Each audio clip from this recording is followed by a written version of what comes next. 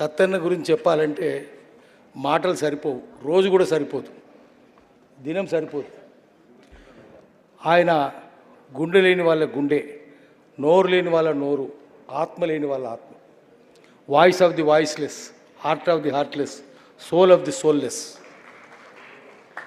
ఆయన పాట కూడా అంతే రాసింది. ఎట్లా రాసిండు ఆయన గాయాలు తగిలితే, గుండె గాయమైతే, గుండె నుంచి రక్తం గారితే ఆ రక్తం పట్టుకొని సిరాలో కలంలో నింపుకొని పాట రాసిండు. కూనె జిగర్లి కాయ, తన గుండె రక్తంతో రాసిండు.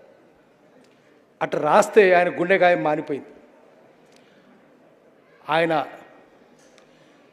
కీనియా కవి ఎన్గూగి వాతియాంగో, తెలుగులో ఆయన ఎన్గూగి వాతియాంగో పాట పాడితే, ఎన్గూగి ఏమో పాట రాసిండు, ఈయన అట్లా పాట ఎన్గూగిలాగా రాసిండు. కీనియా కవి మొన్నే చనిపోయిండు, నోబెల్ కూడా వచ్చింది ఆయన. పాడితే మాత్రం పాల్ రోప్సన్ లాగా పాడిండు, ఆయనే పాట పాడిండు. ఎన్గూగి పాల్ రోప్సన్ కలిస్తే సంగమరెడ్డి సత్యనారాయణ అవుతారు. ఆయన చాలా జ్ఞానం ఎందుకు వచ్చిందంటే, చదువుకుంటే జ్ఞానం రాదు, ప్రపంచం తిరిగితే జ్ఞానం వస్తుంది. చాలా ప్రపంచం చూసిండు ఆయన. వరంగల్ అంటేనే పోరాటాలు కదా, అడుగడుగున పోరాటమే వరంగల్లో. ఆ పోరాటాలు చూసినందుకు ఆయన కంఠంలో ధిక్కార స్వరం ఉండేది, పాటలో ఉండేది. ఆయన ఒకటి కాదు, దళితులను అవమానించినందుకు ఆయన సంజీవరెడ్డిని విమర్శిస్తూ గట్టిగా పాట రాసిండు. తెలంగాణ కోసమే కాదు, సంజీవ ముఖ్యమంత్రి అయితే ఆయన ఎంత ఏడిపించారు, బ్రహ్మానందరెడ్డి, ఏసీ సుబ్బారెడ్డి, సంజీవరెడ్డి కలిసి. అది చక్రపాణి చెప్తే, కౌన్సిల్ చైర్మన్ కూడా చక్రపాణి, ఆయన ఇట్లా మా ధిక్కరించిండు, ఆయన ఏడిపించరు, అవమానించరు. ఆయన కుర్చీ మీద ఎడమకాలు పెట్టి, ఏంటి చూస్తున్నావేటి, ముఖ్యమంత్రి కుర్చీ మీద కాలు పెట్టి సంజీవరెడ్డి ఆయన వస్తుంటే, ఏంటి చూస్తున్నావేటి, నీ కుర్చీ మీద కాలు పెట్టినామనా, ఎడమ కాలు పెట్టినామనా, నీ కుడి కాలుకు నీ కుర్చీకి మా కుడి కాలు అర్హత ఉందా, అట్లా అవమానిస్తే ఆ పాట రాసిండు. సంజీవరెడ్డి మామ పాడేంగే పాయిజామా, బందర్కే కారునామా, కోతి చేష్టలు రానివని. ఇంకో పాట రాసిండు ఆయన, ఉర్దూ తెలుగు కలిపి రాసేవాడు. ఇంకో పాట, సంజీవరెడ్డి మామ కైసాయే జమానా, నీ పరిపాలన ఎట్లుంది రా సంజీవరెడ్డి మామ, ఉర్దూ తెలుగు కలిపి రాస్తాడు. రూపాయికి కిలో బియ్యం, కిలో రూపాయి అంటే చాలా ఎక్కువ అప్పట్లో ధర. రూపాయికి కిలో బియ్యం, దిన్మేహి దిక్త దయ్యం, పగట్టుకుంటే దయ్యం కనిపిస్తాడు నీ పరిపాలన. అట్లా అద్భుతంగా రాసేవాడు ఆయన.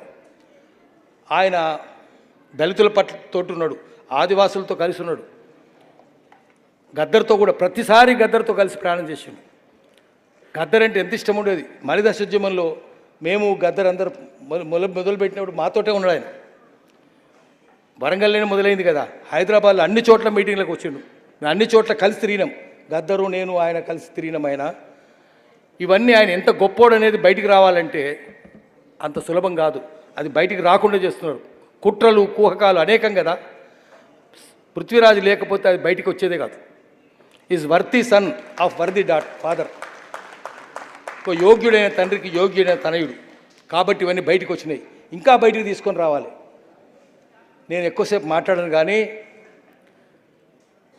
ఆయన సంగమరెడ్డి సత్యనారాయణ ఇప్పటికి కూడా ఆదర్శమైన, ప్రతిరోజు దలుచుకోవాలి. అక్క ఉన్నది ఇక్కడ, నేను చెప్తున్నా, పంచాయతీరాజ్ మంత్రి కాబట్టి, పంచాయతీ కాబట్టి ఆయన చెప్పేవాడు, పంచాయతీ వస్తే పంచాయతీలో లోకల్ ట్యాక్సెస్ ఉంటాయి, గ్రామంలో స్థానిక పన్నులు ఉంటాయి. మా ఊర్లో మీరు సబ్బు అగ్గిపెట్టి అమ్మేటప్పుడు లోకల్ ట్యాక్స్ మినహాయించి అమ్మండి, లేకపోతే వసూలు చేసిన ట్యాక్సులు మా గ్రామ పంచాయతీకి ఇవ్వండి, మాకే అందాలి, ఇంకా బయటికి ఎట్లా పోతాయి. ఇప్పటికి అక్కకు తెలుసు, ఆదివాసీ ప్రాంతాల్లో 5th షెడ్యూల్ అమలు అవుతున్న ప్రాంతాల్లో, ముఖ్యంగా మేండాలేక గడిచిరోలు జిల్లా, అక్కడ లోకల్ ట్యాక్స్ వసూలు చేయరు. చేస్తే కనుక ఆ గ్రామ పంచాయతీ మేండాలేకే దక్కాలి. మేండాలేక ఆదివాసి అక్క కూడా, అది ఒకసారి పోయి చూసి రాలి. అక్క కూడా మనం పోయొద్దాం, మేండాలేక గడిచిరోలి గోండు విలేజ్, అది ఆ ఊరిలో రాసి ఉంటుంది. ఢిల్లీ మే హమారా సర్కార్, ముంబై మే హమారా సర్కార్, మేండాలేక మే హమ్ సర్కార్. గ్రామంలో గ్రామ పంచాయతీ అధికారం ఉండాలి, బయట వాళ్ళది ఉండొద్దు, రాష్ట్ర ప్రభుత్వానికి ఉండొద్దు.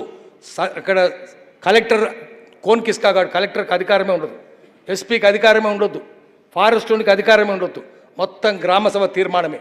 ఆ గ్రామంలోకి పోవాలంటే ఇన్స్పెక్టర్ కానీ కలెక్టర్ కానీ ఆ గ్రామసభకి వెళ్ళాలంటే ఆ గ్రామసభ తీర్మానం ఉంటేనే వెళ్ళాలి. వాళ్ళ పర్మిషన్ ఇస్తేనే వెళ్ళాలి. అట్లా గ్రామ సభల్లో పంచాయతీరాజ్ చట్టం అట్లా అమలు చేయండి, చేస్తే బాగుంటుంది. నగరపాలిక గ్రామపాలిక చట్టాలు వచ్చినాయి, ఆ చట్టాలు అమలైతే లేవు, అమలు చేయాలి. పోడు పేరుతో ఈరోజు మంచి అక్కనే చెప్తే, నేను చెప్తే కాదు, జియో 49 రద్దు చేయాలని తీర్మానం అక్క ఉన్నది కాబట్టి, ఆమె ఉన్నది కాబట్టి ఆ జియో రద్దయింది. లేకపోతే ఆదివాసులు బతుకుతారా? ఈరోజే రద్దయింది అది. అక్క ఆమె చెప్తారు, ఎక్స్ప్లెయిన్ చేస్తారు దానివల్ల ఎంత కష్టమో. ఆదివాసులు బతకరు, పోడు పేరు మీద చంపేస్తున్నారు వాళ్ళను. అందుకని ఆదివాసి ప్రాంతాల్లో, ఇతర ప్రాంతాల్లో, ఇతర గ్రామాల్లో గ్రామపాలికా చట్టం, నగరపాలికా చట్టం అమలు కావాలి. లోహియా రాసిండు, చౌకంబా 4 స్తంభాల ప్రభుత్వమని రాసిండు. మున్సిపాలిటీలు, గ్రామ సభలు, రాష్ట్ర ప్రభుత్వం అన్నీ ఆ 4 స్తంభాల మీదనే ఉన్నది. ముఖ్యంగా కింద అట్టడుగునున్న గ్రామ పంచాయతీలు కనుక దెబ్బతింటే, ఆ పిల్లర్, ఆ స్తంభం నెర్రలు బాస్తే మొత్తం ప్రజాస్వామ్యం నెర్రలు బాస్తే ప్రజాస్వామ్యం కుప్పకూలిపోతుంది. కాబట్టి అక్క మీద కూడా పెద్ద బాధ్యత ఉంది. మొట్టమొదటి మీ అక్క మీరు ఏం చేసినా మేము ఏంటుంటాం, నేను గుర్తురాతుంటాం. మీరు గట్టిగా చేయండి. ఆదివాసి ప్రాంతాల్లో 5th షెడ్యూల్ ఏరియాలో గ్రామ సభలదే అధికారం. సుప్రీంకోర్టు జడ్జిమెంట్ ఉంది. గ్రామ సభ తీర్మానం సుప్రీంకోర్టు తీర్పు కన్నా పార్లమెంటు చట్టం కంటే శక్తివంతమైందని. కాబట్టి అది అమలు చేయండి. అక్క అధికారం ఉన్నప్పుడు ఇలా 49 జీవో రద్దయింది కాబట్టి తక్కినే కూడా రద్దు కావాలి. ఆదివాసులకే పోటు చేసే హక్కు పూర్తిగా ఉండాలి. ఒక్క చిన్న విషయం చెప్తా. పోలవరం కడుతుంటే ఇటు 7 మండలాలు తెలంగాణ ఆంధ్రాలో కలిపేసింది, చాలా ఘోరం అది. ఇటు 7 మండలాలు, అటు 3 మండలాలు. అది తెలంగాణ కాదు, ఆంధ్ర కాదు, అది కోయలు కొండరెడ్లది. అక్కకు బాగా తెలుసు అది. వాళ్ళు మూలవాసులు, మనం బయట నుంచి వచ్చిన వాళ్ళం. 2.5 లక్షల మంది నిర్వాసితులు అవుతున్నారు. జగన్ R&R ప్యాకేజ్ లేదన్నాడు, చంద్రబాబు R&R ప్యాకేజ్ లేదన్నాడు, ఇక్కడ కేసీఆర్ లేదన్నాడు. మరి రేవంత్ రెడ్డి ఏం చెప్తారో తెలియదు. ఎక్కడ పోవాలి వాళ్ళు? 2.5 లక్షల మంది అడవి వదిలిపెట్టి చచ్చిపోతారు. 2.5 లక్షల మంది ఆదివాసులను చంపే హక్కు ఎవరిచ్చిండ్రు? ఏ పోలవరం అది? ప్రపంచమంతా డ్యాములు కూలుస్తున్నారు. అమెరికాలో 2119 డ్యాములు కూల్చేసారు. ఇక్కడ ఎందుకు కడుతున్నారు? చైనాలో మొన్నటికి మొన్న 369 డ్యాములు కూల్చేసారు.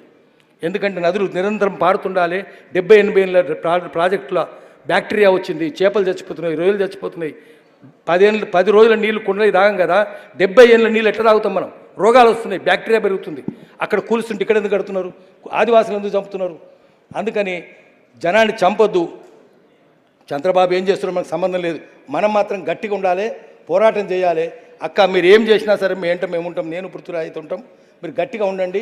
గ్రామ సభల తీర్మానం, గ్రామ పంచాయతీలు పటిష్టంగా ఉండేట్టు చేసుకుందాం. మళ్ళీ పట్టణాలకు వలస వచ్చిన ప్రజలందరూ మళ్ళీ పల్లెకు వలసపోవాలి, గ్రామ పంచాయతీలు కలకల్లాడాలి. దానికోసం మీరు పూనుకోండి. అప్పుడు మనం అసలైన నివాళి ముచ్చర సత్యనారాయణ గారికి ఇచ్చినట్లు అవుతుంది. నమస్కారం.